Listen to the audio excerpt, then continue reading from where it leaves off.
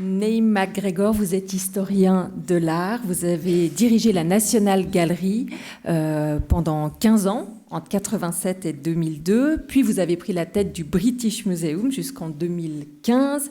À Berlin, vous avez fondé, vous avez été directeur du Humboldt Forum. C'est un lieu qui se présente comme un lieu de culture et de science, un lieu de diversité et de polyphonie.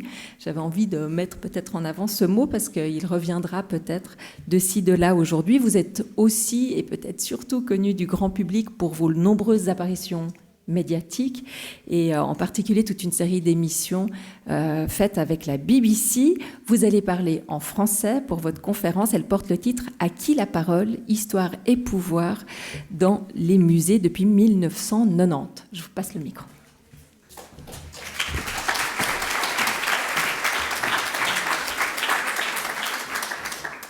Merci beaucoup de cet accueil chaleureux.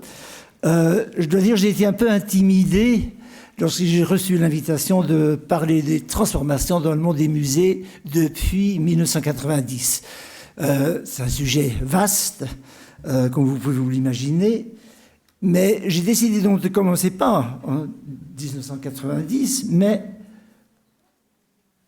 en 1753, avec la création du British Museum. C'est le premier musée, grand musée national des Lumières. Le premier musée qui a comme but, comme ambition, de présenter aux citoyens le monde entier, pour que le citoyen puisse se faire une idée du monde. C'est le but de tous les musées depuis les Lumières. Comment le citoyen la citoyenne peut-elle se renseigner sur un monde en transformation ? Au milieu du XVIIIe siècle, donc avant la grande ère de l'exploitation coloniale, le moment où l'Europe, à travers le commerce maritime, découvre un monde, entre en contact avec un monde jusqu'alors inconnu, avec des façons d'être, des façons de penser, des traditions religieuses tout à fait différentes, tout à fait nouvelles. Comment se faire une idée du monde tel qu'il est actuellement ? C'est le but du musée.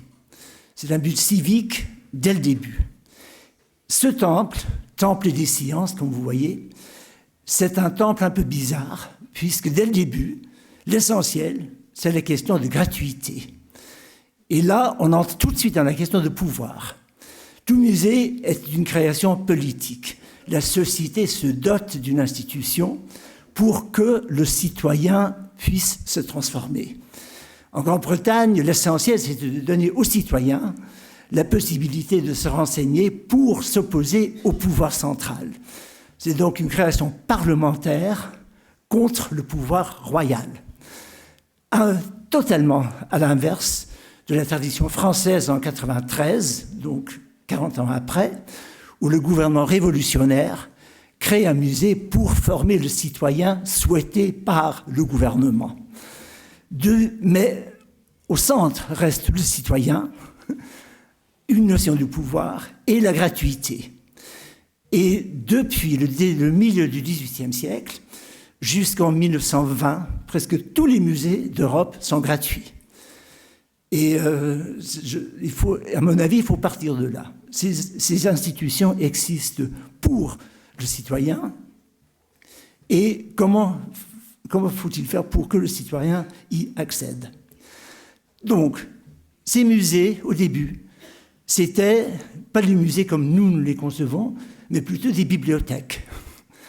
C'était un lieu où on conservait, on rangeait, on classait, pour que le visiteur puisse retrouver l'objet recherché par le visiteur.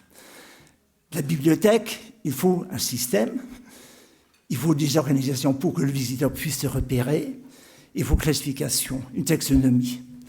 Et dans ces taxonomies, évidemment, les visiteurs se promènent. Par exemple, je passe tout de suite un objet que vous connaissez tous, le grand tableau de Conradwitz de 1444, où on voit pour la première fois dans l'histoire de l'art européen un paysage européen, en l'occurrence le lac de Genève, le lac Léman. Mais comment est-ce qu'on expose un tel objet ? On l'expose évidemment dans un classement de la peinture européenne, chronologique, géographique, mais presque sans commentaire, en dehors de ces classifications. Au visiteur de décider comment il va réagir à cette scène religieuse, à cette universelle devenue locale, au visiteur de se poser la question de l'évolution de l'art en Europe et où se situe cet objet dans cette évolution.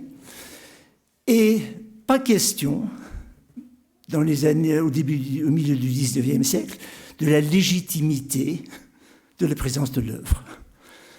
Cette œuvre, évidemment, créée pour une institution religieuse, expropriée au moment de la sécularisation, entre au musée. Mais la question ne se pose plus. L'objet est là. Donc, puisqu'on se pose maintenant la question surtout de la légitimité, intéressant, il me semble, de se rapporter au XIXe siècle, où de tels objets étaient exposés sans que ces questions se posent. Donc voilà, si vous voulez, le musée tel que nous l'avons connu. Il y a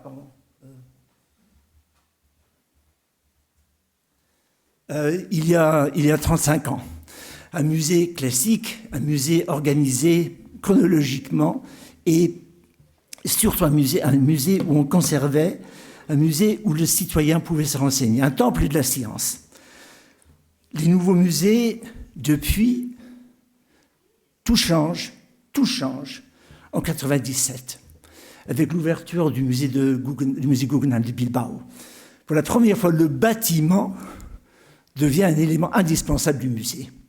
Le musée n'est plus la collection, ou pas seulement la collection. Le musée, c'est le bâtiment.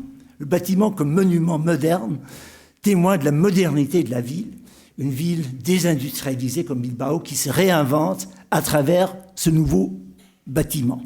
Peu importe ce qu'on y expose, on va à Bilbao pour voir le bâtiment et ça vaut le voyage. Le bâtiment devient message, devient un élément indispensable de ce que c'est que le musée. Bilbao 97, 2001 à Berlin, das Jüdische Museum von Berlin, l'histoire du judaïsme en Allemagne, l'architecture, non seulement un grand monument qu'il faut regarder, qu'il faut admirer sur le plan architectural, mais en même temps, le bâtiment qui lui-même raconte les fractures de l'histoire du judaïsme en Allemagne. Donc, c'est tout ce que je vais en dire, mais c'est une des transformations radicales ces 35 dernières années. Et vous avez vécu aussi à Genève. On savait à quoi ça ressemblait un musée d'ethnographie. Et puis en 2014, encore un bâtiment qui ne ressemble plus au musée classique tel que nous l'avons connu, puisque le rôle du musée s'est transformé, puisque le message du bâtiment, lui aussi, s'est transformé. C'est-à-dire que le musée est toujours un reflet du monde tel que nous le concevons maintenant et tel que nous le souhaiterions. Le nous, en l'occurrence, évidemment, c'est le pouvoir politique. Comment souhaiterait-on que le citoyen puisse regarder, puisse se renseigner sur le monde ? Le monde, comment est-ce qu'on imagine un monde ? Eh bien, nous avons tous, je crois, presque tous, commencé avec cette vision du monde, qui nous est tellement familière maintenant, qu'on a du mal à se rendre compte à quel point c'est une vision particulière, tout au centre, évidemment, non seulement l'Europe, mais c'est Londres, zéro. L'attitude zéro passe par Greenwich, par Londres, puisque on voit un monde organisé sur des critères européens de la fin du XIXe siècle. Comment organiser un monde qui est devenu totalement globalisé. Pour l'horaire, pour les distances, tout commence au centre de l'Europe avec la latitude zéro. Et ce monde, pour les mesures, les poids des distances, tout ça a été organisé à Paris. le système métrique dans le monde entier. C'est un monde qui se conçoit et qui se mesure sur des bases tout à fait européennes. Nous n'avons pas, nous, d'autre façon d'envisager le monde. Et comme vous voyez, puisqu'il s'agit d'une carte de 1914, c'est un monde où le pouvoir économique et politique de l'Europe domine presque totalement. Vous voyez les grands empires coloniaux. Dans un tel monde, comment organiser le monde lorsqu'on le présente dans un musée? Si on collectionne du monde entier des objets pour que les gens puissent comprendre les autres, et c'est ça l'essentiel, c'est de se faire une idée du monde vu d'ailleurs, d'une autre façon de penser le monde, il faut une structure. Comme dans un dictionnaire, il faut l'alphabet pour qu'on puisse se repérer. Le musée dictionnaire, le musée encyclopédie a besoin d'une structure, d'un alphabet. Et l'alphabet, c'est une alphabet géographique et hiérarchique. Vous avez devant vous un dessin de 1845 de l'anglais anglo-russe James Stephanoff. Et il montre une image des civilisations du monde. Et vous voyez en bas, il y a, j'espère que vous arrivez à les déchiffrer, en bas, vous voyez, il y a des statues indiennes, des dieux hindous, puis au-dessus, il y a l'Égypte, et puis au-dessus, la Grèce. C'est une vision très lucide de l'organisation du monde.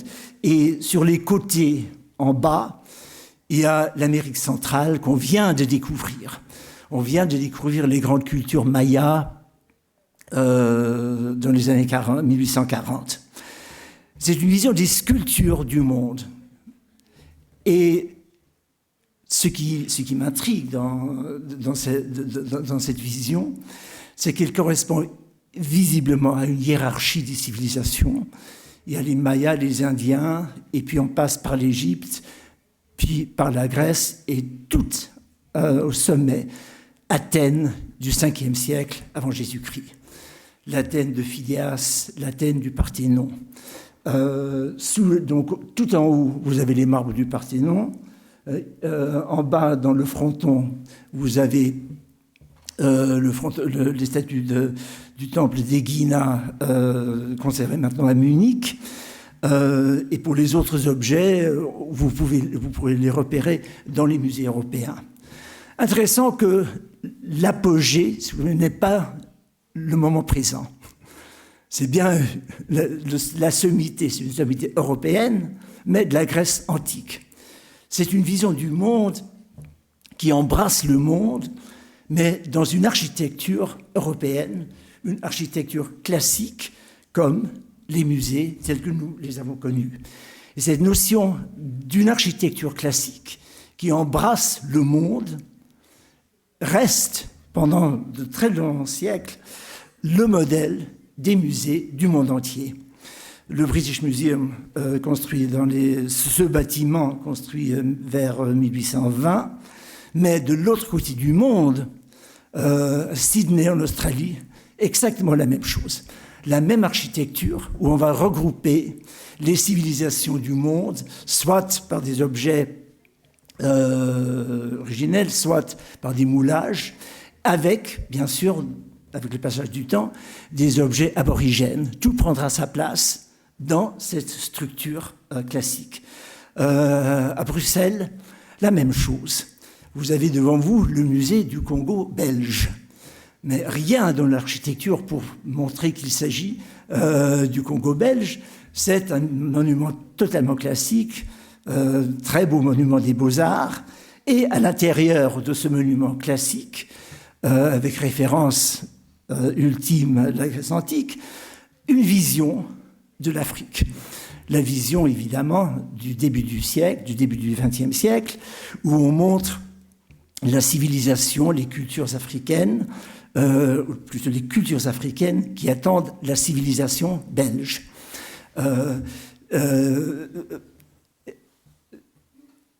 Et cette architecture est donc conçue pour montrer aux Belges ce qu'est l'Afrique, ce qu'était l'Afrique avant l'arrivée des Européens. Cette vision du monde, c'est la vision du monde qui a survécu jusque dans les années 50, 60, 70 du XXe siècle, avec cette carte du monde avec laquelle nous avons commencé. Mais cette carte du monde ne suffit plus. Ce n'est plus comme ça qu'on voit le monde, qu'on comprend le monde. Le monde n'est plus comme ça. Je vais donc vous montrer une carte du monde tel qu'il est actuellement. Le monde conçu par un Chinois il y a 15 ans. Vous mettrez peut-être un peu de temps pour vous repérer, mais de façon assez intéressante, l'Europe est toujours au centre, mais on ne le dirait peut-être pas. Et vous voyez, donc vous reconnaissez l'Australie à droite, l'Inde, vous la reconnaissez en jaune là, et puis vous voyez le port de Shanghai. Et cette carte nous montre comment on va exporter les denrées chinoises vers l'Europe et vers les États-Unis. Et vous remarquerez qu'on ne passe plus par les anciennes voies impériales de Suez ou du Panama. On va passer par l'océan Arctique en fonte. On va passer par le nord de la Russie pour arriver à Rotterdam, que vous voyez d'un côté, tout à fait au centre, en bas, et de l'autre côté, vers New York. C'est notre monde. Et quelles sont les implications ?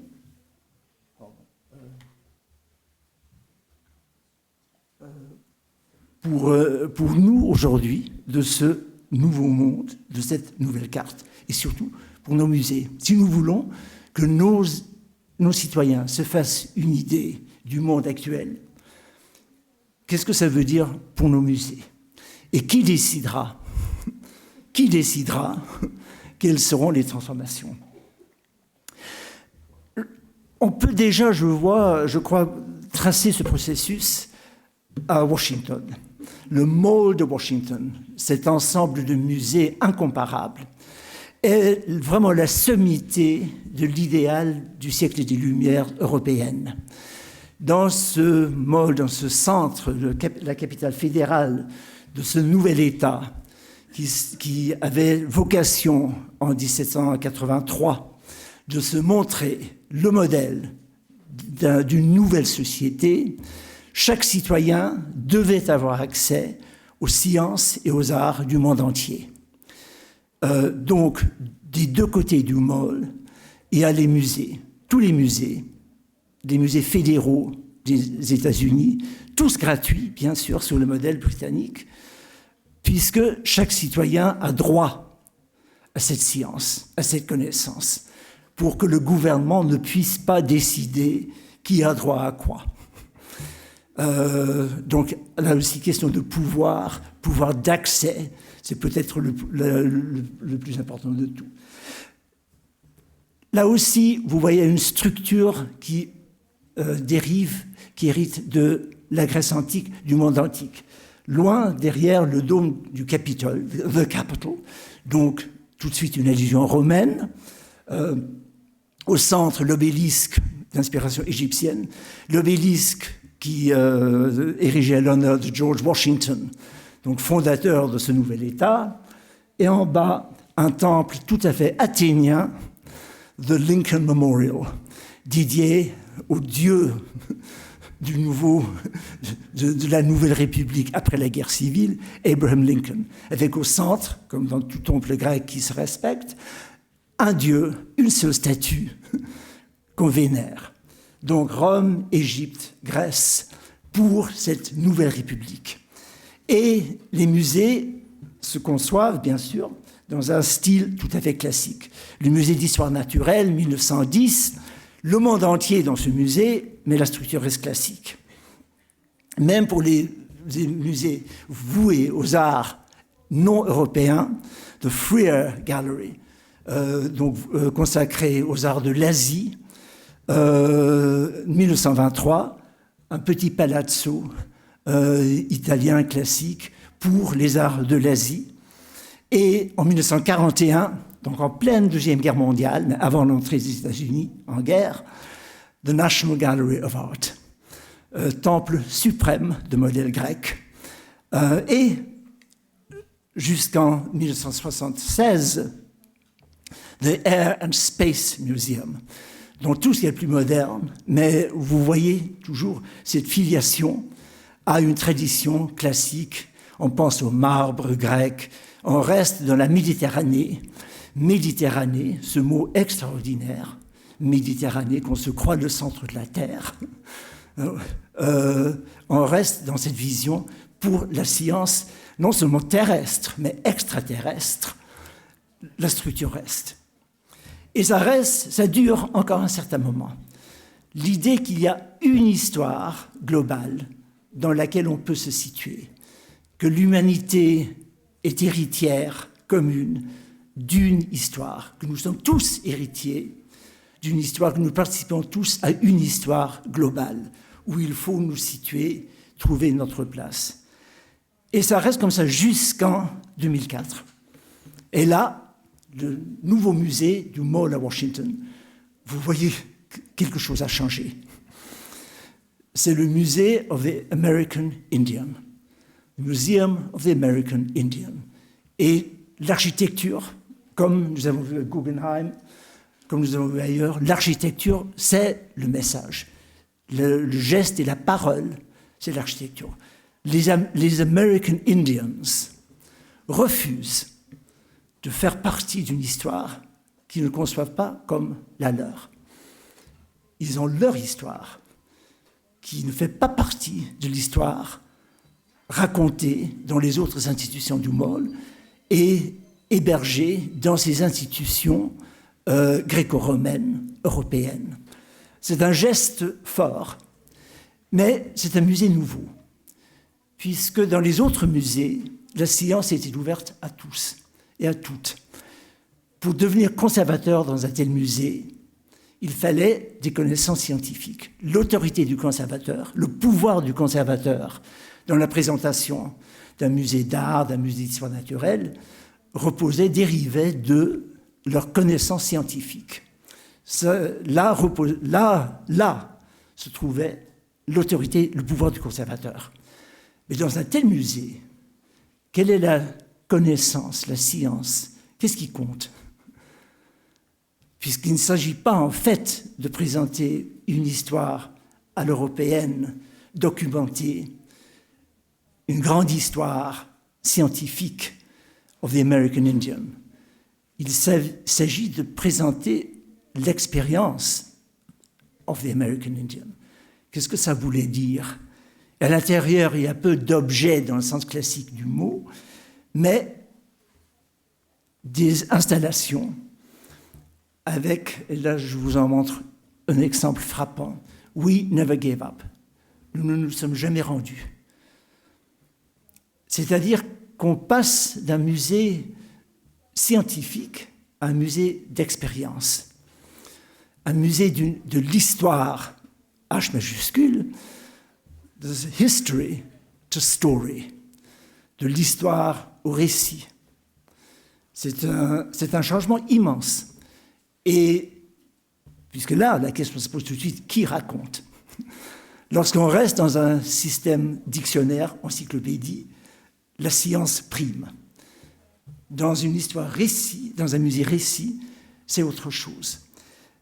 Ce refus de l'architecture classique se retrouve aussi dans le Museum of African American History and Culture. L'architecte du musée of the American Indian était bien sûr lui-même un American Indian. Tous les conservateurs sont American Indians. Pour le musée of African American History and Culture, l'architecte africain British Ghanaian David Ajayi, il fallait un architecte d'origine africaine. L'architecture s'inspire d'une couronne Yoruba, donc du Nigeria, avec des effets extraordinaires la nuit.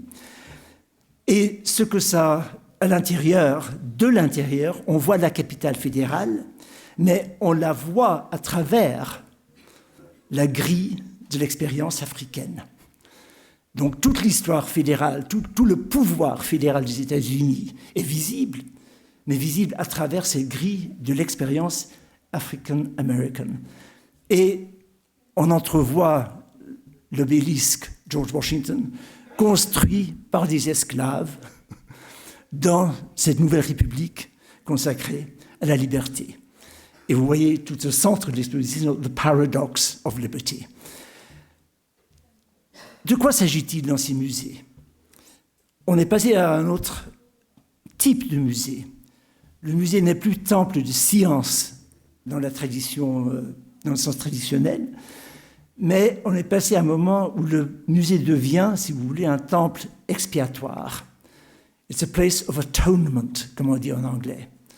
Atonement, réconciliation, mais la réconciliation qui ne peut arriver qu'après un geste de repentir et d'expiation. Ces musées fédéraux se veulent des temples d'expiation, c'est-à-dire que le musée devient un lieu où la société considère les longues injustices qui sont à la base de leur existence. C'est une transformation radicale et qui n'est pas limitée aux États-Unis. Ça n'exclut pas les autres musées, ça n'exclut pas les traditions que nous connaissons, mais ça ouvre, bien sûr, d'autres possibilités. Les longues injustices, dans le cas du Museum of African American History and Culture, évidemment, c'est une question de couleur, l'esclavage. Que peuvent faire les musées maintenant pour aborder ce sujet? On peut mettre en valeur les collections, les objets qui sont déjà dans nos collections, comme cet ouvrage conservé dans les musées de Genève de Maurice Quentin de la Tour. Il y a le noir est présent dans l'histoire européenne, mais comme vous le savez tous, de façon particulière, marginale et souvent sous forme d'esclaves. C'est une façon. On peut insister, remettre en valeur, insister sur ce qui existe déjà dans nos collections. Mais normalement, et de plus en plus souvent, on veut aller plus loin. Et là aussi, les États-Unis sont pionniers. On peut acheter de nouveaux objets, de nouvelles œuvres. Vous voyez un des tableaux les plus célèbres de Kehinde Wiley, African American, qui prend directement ces questions du pouvoir européen. Le symbole absolu de ce pouvoir militaire agressif, c'est évidemment Napoléon à cheval franchissant les Alpes. Image absurde, tout à fait absurde. On ne franchit pas les Alpes sur un cheval fringant, on les traverse sur un mulet, un âne. Mais évidemment, ce n'est pas comme ça que Napoléon voulait se montrer. Le pouvoir agressif, impérial, prétentieux, le pouvoir, et là en bas il y a toujours Bonaparte, Carolus Magnus, Charlemagne, Hannibal. Mais, et tout en haut, le modèle Williams, le modèle noir à cheval. Mais ça, c'est une injustice, et la grande, l'esclavage et l'exploitation des Noirs dans l'histoire, et les autres injustices qui s'en suivent. Comment est-ce que les musées, il y a peu de femmes artistes dans le passé, comment y remédier? Comment faire? Quoi faire? La question s'impose dès qu'on change la mission civique du musée. Là aussi, on peut choisir quelques objets, faire des acquisitions de chefs-d'œuvre du passé peintes par les femmes. La National Gallery à Londres vient d'acquérir ce tableau d'Artemisia Gentileschi, une des rares femmes artistes du tout premier plan du XVIIe siècle, en Sainte Catherine. Et là, vous voyez, quelque chose a changé, puisque ce qui intéresse le public dans ce tableau n'est plus, avant tout, au tout premier plan, la qualité artistique, mais l'identité de l'auteur. Tout comme pour le Museum of African American History and Culture, il faut que le conservateur soit African American, puisque seul un tel conservateur peut comprendre ce que ça veut dire qu'être African American. Comme pour the Museum of the American Indian, la question se pose l'identité du créateur, de l'artiste. Et là, on passe à un changement extraordinaire. Le pouvoir, d'où vient le pouvoir du conservateur? D'où vient le pouvoir de l'artiste? Une question préoccupante. Est-ce qu'il y a un aspect ethnique à l'autorité du conservateur? C'est une question qui nous mène dans des eaux troubles, pour en dire le moins, mais qu'on ne peut pas contourner. Donc la question du genre, l'injustice du genre, gay oppression, l'histoire de l'oppression gay, l'histoire gay, comment construire une histoire gay, puisque comme pour l'esclavage, il y a peu d'objets, comment est-ce que le musée peut aborder, est-ce que le musée devrait aborder, doit aborder des sujets où les objets, où les preuves physiques manquent? Est-ce que c'est là le rôle de l'université et pas du musée? Ce qui s'ensuit, c'est que ce qui nous intéresse dans l'objet a changé, ou on y a ajouté une dimension nouvelle. Et cette dimension nouvelle risque parfois d'éclipser l'intérêt originel de l'objet. L'exemple frappant, si vous voulez, c'est l'histoire des objets spoliés, volés, expropriés par les nazis.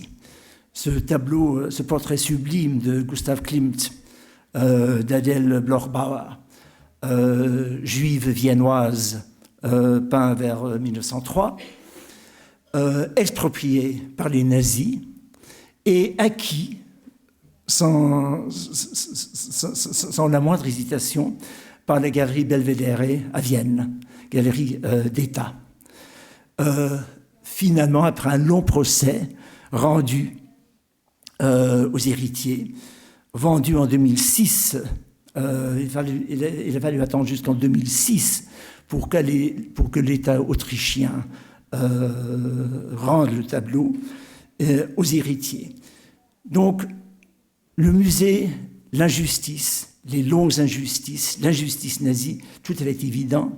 Mais l'intérêt principal de ce tableau, pour les gens qui vont le voir maintenant à New York, est souvent cette histoire de sa récupération par la famille après l'expropriation nazie.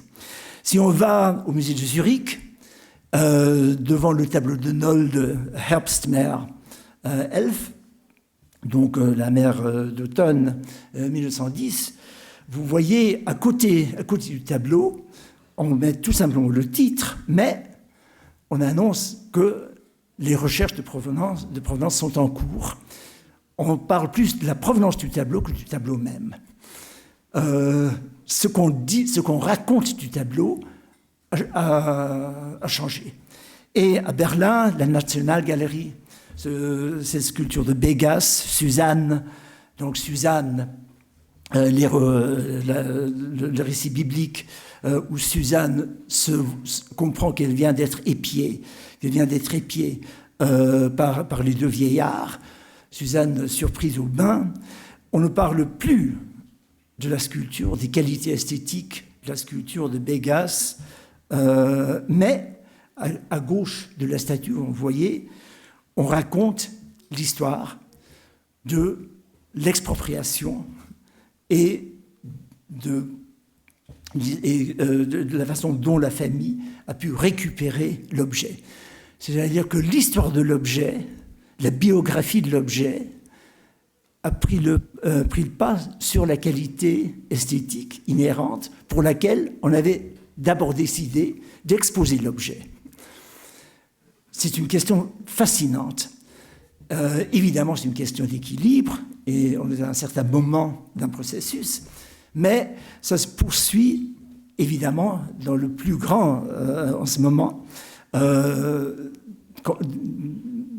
Lorsqu'on pense aux grandes injustices historiques, on pense bien sûr à l'injustice coloniale. Vous avez devant vous la statue de David de Pury à Neuchâtel, preuve que même en Suisse, et je dis même puisque longtemps on a cru que la culpabilité coloniale, la responsabilité pour l'exploitation coloniale était surtout la responsabilité des grands empires coloniaux comme la Grande-Bretagne, la France, etc., avant de comprendre que toute l'Europe était complice joyeuse dans cette exploitation, y compris la Suisse. Comment faire face à cette nouvelle compréhension du monde? Cette carte de 1914, où l'Europe domine the Global South, comme on l'appelle maintenant, comment y faire face maintenant dans nos musées? Un cas d'école, le Humboldt Forum à Berlin. Conçu vers 2005, l'idée de reconstruire le palais des rois de Prusse au centre de Berlin, le centre historique de la ville, mais au lieu d'en faire un palais moderne, d'y exposer les arts et les traditions du monde en dehors de l'Europe. Geste à l'époque noble qu'il fallait admirer, puisqu'on allait mettre à l'honneur au centre du nouveau Berlin, de cette nouvelle république allemande réunie, les arts méprisés par les nazis. Les arts, les cultures, en bas de cette hiérarchie de Stefanov, allaient prendre leur place, non seulement leur place, mais une place d'honneur. Après cette décision, ont commencé les grands débats sur l'injustice coloniale, sur le fait de présenter les œuvres coloniales dans les musées européens. Et toute l'ambition du centre de Humboldt Forum s'est transformée en fait en un débat angoissé par l'Allemagne sur son propre passé colonial. Passé colonial assez bref, entre 1890 et 1914, mais passé brutal. Et certains historiens y voient la précondition nécessaire pour la Shoah. Certains affirment que c'est la cruauté, la brutalité de l'agression allemande, surtout en Afrique du Sud-Ouest, la Namibie, qui a rendu possible l'extermination des Juifs en Allemagne. Donc, question pour l'Allemagne, avec une dimension différente de celle qui se pose en France ou en Angleterre. Tout ce musée maintenant est devenu un chantier qui aborde ce problème. On entre dans les salles africaines, ça en anglais. J'ai un cadre de référence blanc et une vision du monde blanche. J'ai visité ce musée avec des collègues indiens qui se sentaient tout de suite exclus, évidemment, de ce dialogue, puisqu'ils n'avaient pas une vision du monde blanche. Mais ça montre à quel point on essaie de changer le débat et de refuser l'autorité du conservateur lorsqu'il s'agit de parler de la culture des autres. Et là, c'est une question fondamentale. Est-ce que nous avons le droit de parler de la culture des autres? C'était le point de départ des Lumières. Le monde peut se comprendre à travers l'étude, la science, les recherches scientifiques. Est-ce qu'on a le droit? Qui a le droit à la science? Et là, c'est une question de pouvoir absolument fondamentale. Les collections africaines sont exposées non seulement, non pour nous expliquer ce qu'est l'Afrique, et c'est pour ça qu'elles ont été collectionnées, pour qu'on comprenne comment vit l'Afrique, ce qu'est l'Afrique, mais pour montrer l'agression allemande en Afrique. Donc vous voyez, organiser de grosses vitrines, très denses, mais organisées par actes allemands, pas par culture africaine. On n'apprend rien sur l'Afrique, on apprend beaucoup sur l'Allemagne. Inquiétant, peut-être nécessaire, mais inquiétant. Et dans la salle consacrée au Cameroun, où il y a des objets, il y a un coin enfant, avec un jeu qui demande aux enfants de faire comme s'ils étaient eux en Afrique à l'époque. Qu'est-ce que tu aurais fait, toi? On réduit à un jeu d'enfants. Vous voyez, dans le gouvernement colonial allemand, veut expulser les habitants de la ville côtière de Douala de leur maison. 3 amis, Lobe, Christine et Paul, essaient de l'empêcher. Aidez-les. Qu'est-ce que vous en pensez? Réduire les complexités profondes et souvent tragiques de l'histoire coloniale, un jeu d'enfant, est-ce que c'est un acte d'imagination important? Est-ce que ça risque de rendre banal, de rendre enfantin, dans tout le sens du terme, cette expérience très complexe où il y a beaucoup de recherches encore à faire? Si on passe dans les salles consacrées à l'Afrique de l'Est, vous verrez de façon extérieure qu'il n'y a rien. Salle immense, espace colossal, au centre de Berlin, des vitrines vides. Vitrines vides parce que les conservateurs, qui ont en Allemagne l'autorité totale sur leurs objets, Deutungshoheit, l'autorité sur la signification de l'objet, seul le conservateur décide ce qu'on peut et doit raconter sur l'objet dans sa collection. Le directeur n'a pas son mot à dire. C'est la responsabilité du conservateur. La conservatrice ici a décidé qu'elle ne voulait pas montrer des objets africains sans l'aval express, écrit, du peuple tanzanien. We are not showing any sensitive original objects. Nous n'exposons aucun objet originel et sensible où nous n'avons pas l'aval explicite des descendants ou des auteurs, des créateurs, des usagers, des gardiens ou des propriétaires pour les présenter. Comment savoir si ou non on a l'aval de tout un peuple pour présenter un objet? C'est le cas extrême du refus du pouvoir, si vous voulez.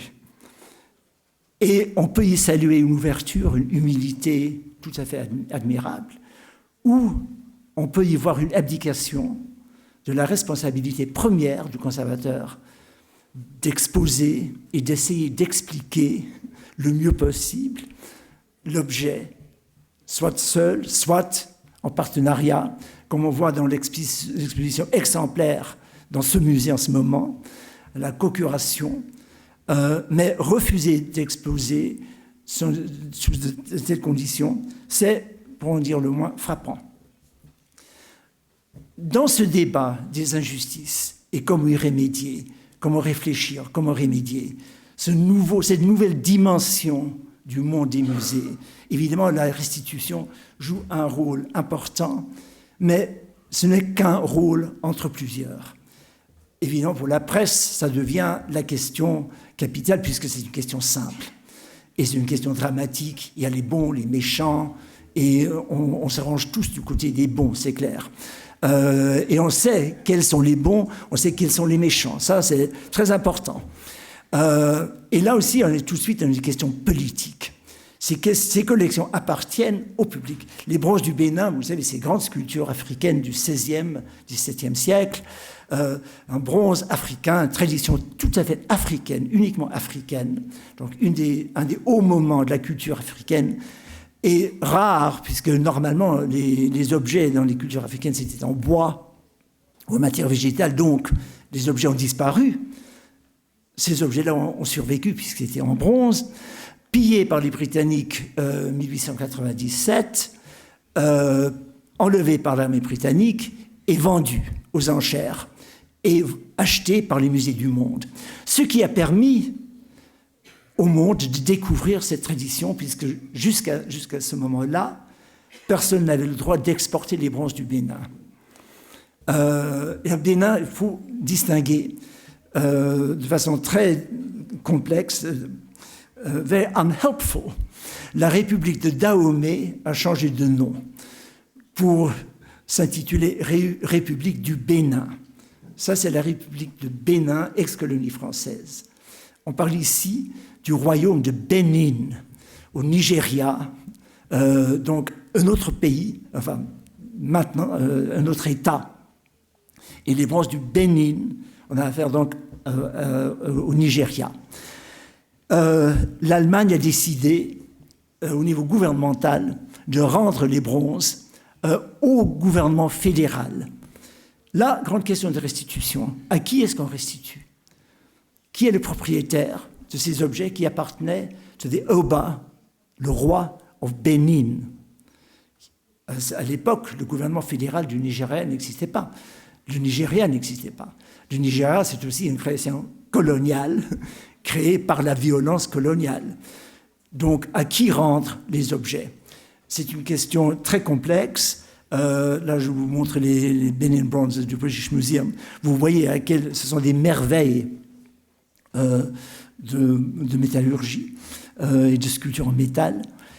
Mais le cas est devenu un cas particulièrement fascinant, puisque le Bénin ne demande pas la restitution en termes de transfert d'objets. Le Oba Bénin veut que les objets, une grande partie des objets, restent dans les musées pour que le monde puisse voir cette culture, cette haute culture africaine. Certains objets sont revendiqués. Il voudrait que certains rentrent en Afrique, mais pas tous, et surtout pas tous. Donc, question très intéressante, ce débat de l'avenir de bronze de Bénin. Très rapidement, donc, pour revenir à la question du XVIIIe siècle européen, comment se faire une idée du monde tel qu'il est maintenant?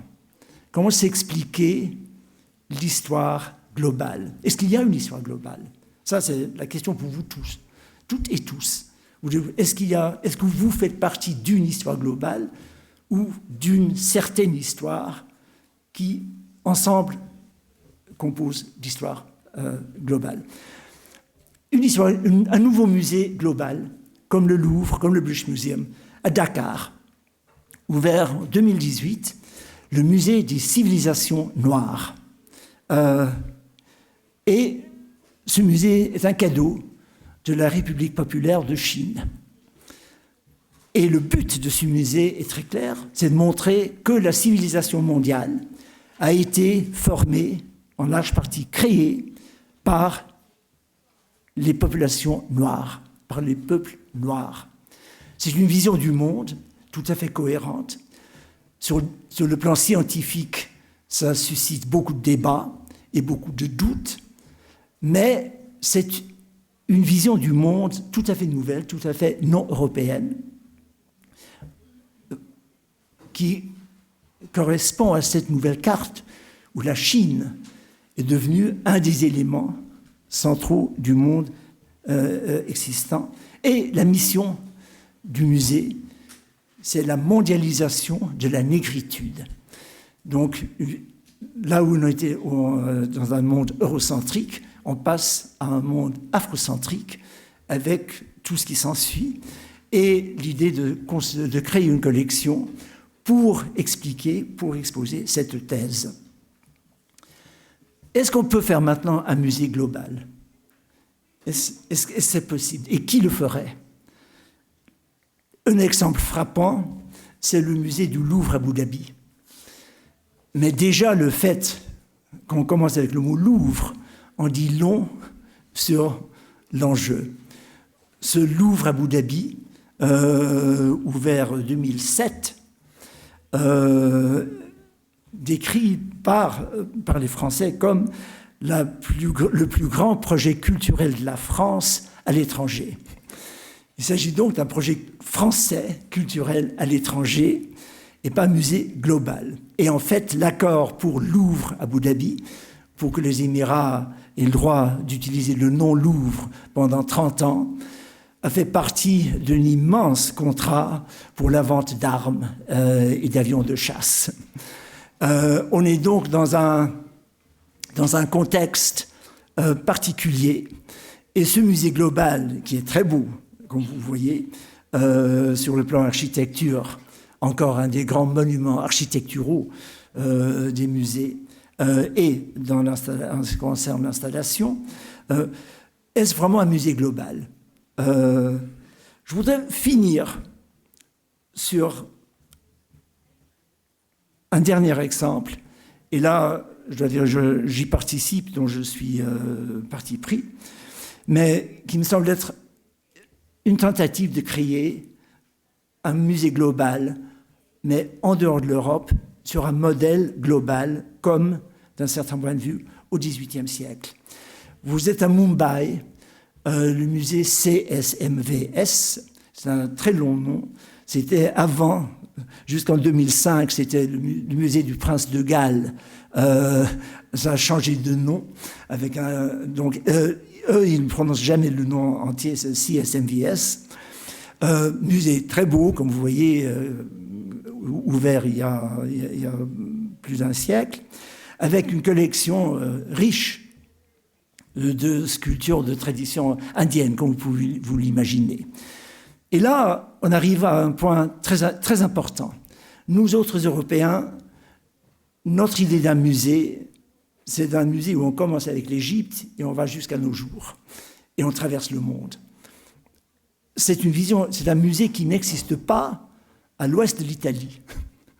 En Grèce, tout ce qui est dans les musées est grec. En Égypte, tout ce qui est égyptien. En Iran, c'est pareil. En Chine, au Japon, partout. Il n'y a pas de musée, donc, à l'est de l'Italie, où on puisse voir le monde.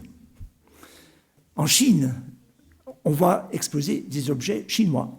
Et la plupart des Chinois n'ont jamais vu un seul objet qui n'ait pas été fabriqué en Chine. C'est l'enjeu du musée global. Jusqu'à présent, ça s'arrangeait parfois par exposition. Les musées européens, américains faisaient un choix d'objets et les envoyaient. En Inde, ils ont décidé, ils voulaient faire autre chose. Cette riche civilisation, vieille de 5000 ans, cette civilisation indienne, ils voulaient montrer à leurs étudiants une vision de l'Inde, mais un monde ancien, le monde antique où la Méditerranée n'est pas au centre, mais où l'Inde est au centre. Et l'Inde, cette vieille civilisation, se situe entre le Japon et la Chine d'un côté et la Méditerranée de l'autre. La Méditerranée, c'est une périphérie, si on est indien. Donc, quoi faire? Il n'y a pas d'objets égyptiens, grecs, romains dans les collections indiennes. L'idée de faire venir sur des prêts à long terme, mais sur des années, des objets des musées de Londres et de Berlin, pour que les étudiants puissent étudier sur le motif, sur l'objet réel, les civilisations antiques qu'ils étudient à l'université. Donc, pas une exposition au sens classique du mot, mais l'emprunt, sur plusieurs années, des objets pour un but didactique. Donc, on travaille dans ce projet avec 20 universités indiennes. Les prêts seront sur 3 ans pour que les universités puissent créer des cours pour leurs étudiants. Vous voyez donc au centre le dieu Vishnu sous sa forme de sanglier et autour les sculptures égyptiennes, grecques, romaines de Londres et de Berlin. Et le but de tout ça, c'est une nouvelle histoire du monde, une nouvelle histoire globale. Donc le refus, si vous voulez, de cette particularisation de l'histoire mondiale en petite histoire cloisonnée, que ce soit l'histoire noire, l'histoire des femmes, l'histoire coloniale, mais un monde d'histoire mondiale, mais raconté d'ailleurs. Le démantèlement du récit occidental du monde antique, et ça, comme on vient de faire ici, avec un modèle de co-curation globale, c'est-à-dire que les conservateurs, les 3 femmes sont les conservateurs, les conservatrices indiennes de l'exposition, et un conservateur du British Museum et des musées de Berlin, pour présenter ces objets pour un public indien, pour répondre aux questions que pose un public indien, qui ne sont pas du tout les mêmes, évidemment, que poserait un public européen. L'idée, c'est d'offrir à cette population, qui est l'Inde, le pays le plus peuplé du monde et le plus jeune du monde, pour qu'ils puissent se comprendre, avoir leur histoire dans un contexte global, écrite par eux-mêmes, et pas écrite ailleurs. C'est, il me semble, le grand défi des musées et du pouvoir. Les musées ont toujours été l'endroit où le citoyen était appelé à repenser son monde. Et je voudrais finir à Sénégal, dans ce musée des civilisations noires, cet objet ludique qui montre, si vous voulez, un des rôles des musées de nos jours. Le transfert de pouvoir, le changement de pouvoir. C'est une balance, comme vous voyez, avec une tête blanche et une tête noire. Et de façon assez ludique, le visiteur est appelé, si elle veut, à inverser les choses. C'est le rôle du musée. Ça laisse aux visiteurs le pouvoir ultime de décider comment elle ou il voit le monde. C'est le défi pour nous tous. Merci.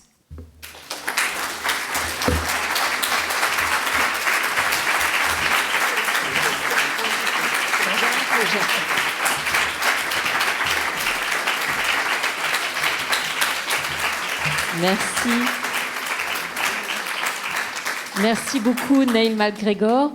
On a 5 minutes pour des questions, à peu près. Il y a déjà des mains qui se lèvent.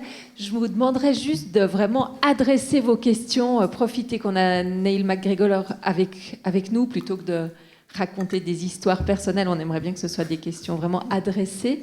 Il y avait deux mains au milieu. On va vous passer les micros.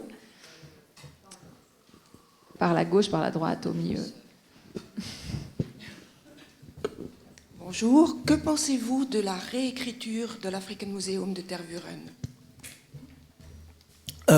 On parle de Tervuren, justement de musée que je vous ai montré, qui était le musée du Congo belge, devenu musée royal d'Afrique centrale. Comment ? Ouvert de 2018. Oui, donc ça fait partie justement de cette transformation du musée dans les 35 dernières années. Moi, je suis grand admirateur de ce qui a été réalisé, puisque, comme vous l'avez vu, c'était un musée tout à fait colonial. On montrait cette Afrique qui ne changeait pas, Afrique immuable, perdue en dehors du temps, où rien ne changeait. Un monde, si vous voulez, sans culture, dans notre sens. On a transformé pour montrer à quel point, comment fonctionnaient les traditions africaines, quelles étaient les interventions belges, quelles étaient les intentions, l'histoire de la colonisation belge racontée de façon très claire, très nette, et l'histoire de l'indépendance difficile, l'ingérence de la Belgique après. Donc, à mon avis, pour moi, c'est presque un modèle de la façon de représenter les collections existantes sous un angle nouveau. Et tout ça en co-curation avec des collègues du Congo RDC et de la diaspora.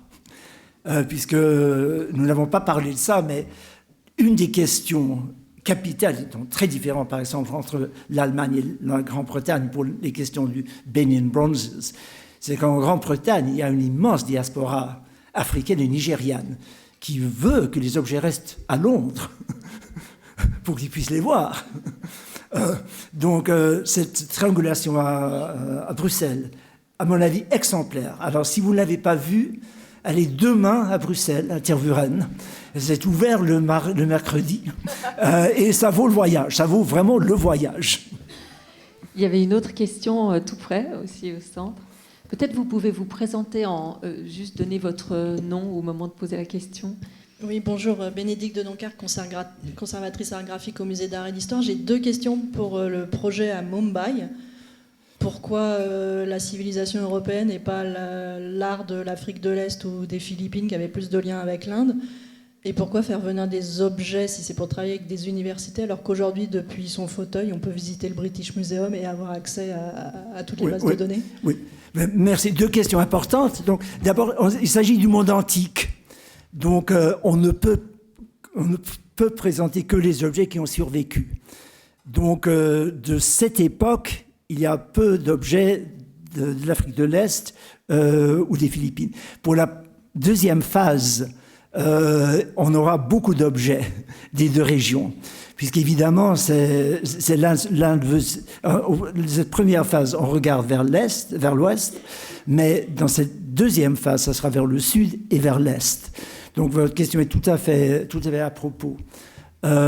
Et l'essentiel, c'est vous savez, nous avons tous visité sur l'écran un objet, c'est pas du tout la même chose. Ce qui pour moi était une des expériences les plus frappantes de ce projet, c'était la première rencontre des étudiants indiens avec une vraie sculpture grecque, qu'ils n'avaient jamais vue de leur vie, en 3 dimensions. Impossible de se faire vraiment une idée des dimensions d'un objet de l'écran. Enfin, on lit, mais c'est pas la même chose. Donc, cette présence physique de l'objet est aussi symbolique, puisque c'est la transformation, c'est le revenu, c'est pour que les musées redeviennent ce qu'ils étaient au début, des bibliothèques. Mais en cette occurrence, des bibliothèques de prêt. Et pour moi, c'est le rôle des grands musées, comme le British Museum, comme les musées de Berlin, d'être des bibliothèques de prêt pour le monde entier.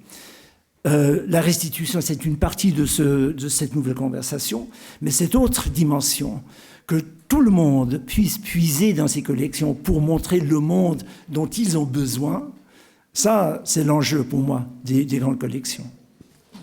Pardon, j'ai trop parlé.